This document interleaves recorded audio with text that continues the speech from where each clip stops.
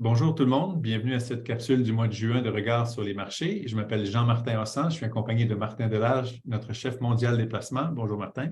Bonjour Jean-Martin. On a beaucoup parlé ces temps-ci, évidemment, de la hausse des taux d'intérêt et de l'impact que ça a sur l'économie. Et on peut voir que les hausses de taux d'intérêt qu'on a eues dans les derniers 18 mois, disons, on commence à avoir quand même pas mal d'impact sur l'économie. D'abord, on peut faire un petit survol de ces hausses-là. Récemment, il y avait eu une pause à la Banque du Canada et plusieurs analystes se demandaient si c'était la fin des hausses de taux et que la prochaine décision serait une baisse ou non. Et ce qu'on a vu, c'est que la Banque du Canada a décidé d'ajouter une hausse à ce cycle-là. Donc, on le voit ici, les taux sont passés de 0,25 il n'y a pas si longtemps à 4,75 en ce moment. Donc, ça a été une hausse de taux quand même assez rapide, en fait très rapide sur le plan historique. Et un taux que les ménages suivent peut-être davantage que celui de la Banque du Canada, c'est le taux préférentiel qui, lui aussi, de façon très similaire au taux de la Banque du Canada, a eu une augmentation quand même assez historique de 2,5 à 7 en quelques mois. Donc ça, c'est un impact direct sur les ménages, évidemment, sur la consommation, sur l'économie en général. Et on peut voir que sur l'inflation, qui est quand même l'objectif de la Banque du Canada, de réduire l'inflation et de la ramener à son niveau de 2 sur l'inflation, il y a eu des impacts qu'on commence à voir très clairement, Martin. Tout à fait. Jean-Martin vous a parlé des hausses de taux au Canada, mais ça a été similaire aux États-Unis aussi, hein. On a vu le taux préférentiel qui est à son plus haut niveau au Canada depuis 2001, donc plus de 20 ans. Ceci étant dit, quand on regarde l'inflation, en fait, on vous disait que le sommet de l'inflation pour nous, c'était l'année dernière, donc au mois de juin 2022. Depuis ce temps-là, l'inflation baisse. On a eu un petit rebond au Canada le mois dernier, mais on se dirige, entre autres aux États-Unis, beaucoup plus près des 3 cet été.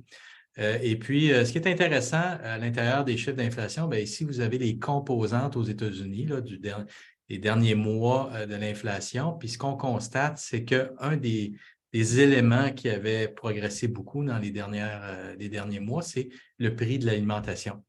Donc, ce qu'on voit, c'est que depuis 3 mois, les prix sont tout près de zéro. Donc, il n'y a plus de progression des prix de l'alimentation au cours des 3 derniers mois. Puis, on se souviendra que le mois dernier, dans notre capsule, on avait mentionné que le prix du blé avait baissé de près de 50 sur un an. Donc, on commence à voir les effets des prix de certaines commodités reliées à la nourriture. Ceci étant dit, les prix de l'alimentation, les prix de la nourriture demeurent élevés. On ne parle pas de baisse, mais quand même, c'est encourageant de voir qu'on n'a plus d'appréciation comme on avait des mois précédents. Donc, c'est là toute la différence entre la déflation et la désinflation. Donc, l'inflation cesse de croître, ce qui est la désinflation, mais il n'y a pas de déflation encore dans les prix des denrées. Exactement. Et donc, sur le marché du travail aussi, ça doit commencer à avoir ses effets, les hausses de taux. Tout à fait. Puis le mois dernier, on mentionnait que ce qu'on voit, c'est que depuis un mois ou deux, en fait, on voit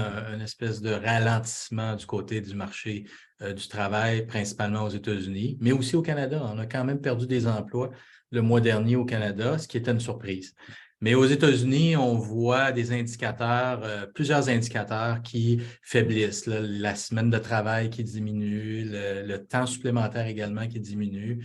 Les entreprises diminuent les employés temporaires, donc préfèrent garder les employés permanents, mais diminuent la semaine de travail. L'autre indicateur qui est très intéressant, parce qu'il est hebdomadaire, c'est les demandes d'assurance chômage. Puis on constate depuis quelques semaines déjà que les demandes d'assurance chômage augmentent semaine après semaine.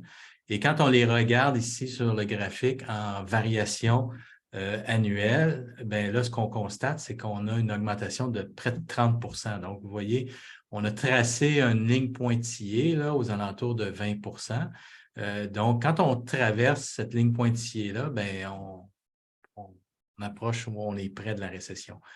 Donc, on le voit bien dans les zones ombragées ici, quand ça touche 20 il y a une récession qui s'ensuit. Exact.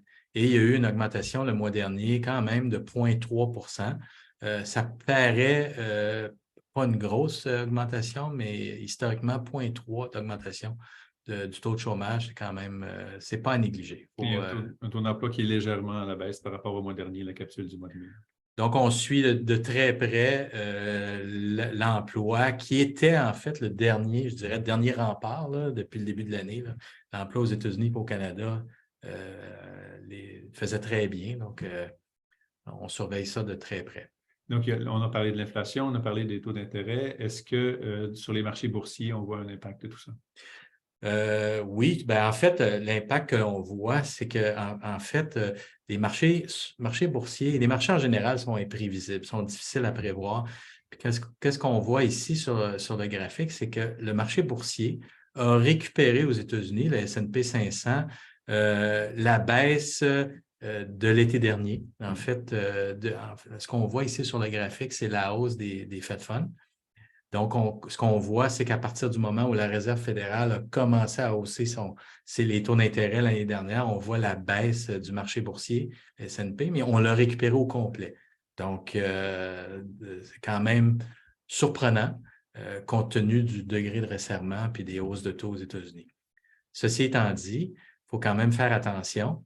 Quand on regarde à l'intérieur du marché boursier, ce qu'on constate, c'est que le S&P 500 est en hausse de 10 cette année, mais quand on enlève les 7 meilleurs titres, donc qui sont Apple, Google, Amazon, Facebook, Microsoft, Nvidia et Tesla, qui ont fait 44 bien, ce qu'on constate en enlevant ces 7 noms-là, bien, le marché boursier, en fait, il fait à peu près rien. Là. Il est en hausse d'1 %. Donc, il y a quand même 493 titres qui ne participent pas à la hausse. Donc, on peut dire que c'est quand même un signal un peu inquiétant. Là. Donc, il y a quand même faire attention. Donc, face à ce paysage-là, qu'est-ce qu'on peut tirer comme conclusion? Bien, en fait, le positionnement en action, prudence malgré le bull market déclaré. Donc, Bull market qui est 20 du dernier bas. Du dernier bas. Du dernier bas, mais ce qu'on a vu, c'est que c'est 7 titres qui montent, donc c'est vraiment relié à toute la frénésie de l'intelligence artificielle, entre autres. Le positionnement en obligations, bien, un peu plus d'obligations, un peu plus de durée dans nos portefeuilles d'obligations, parce que le marché obligataire signale encore un ralentissement économique et une récession à venir. Donc, la courbe demeure inversée. Elle est toujours aussi inversée, donc prudence.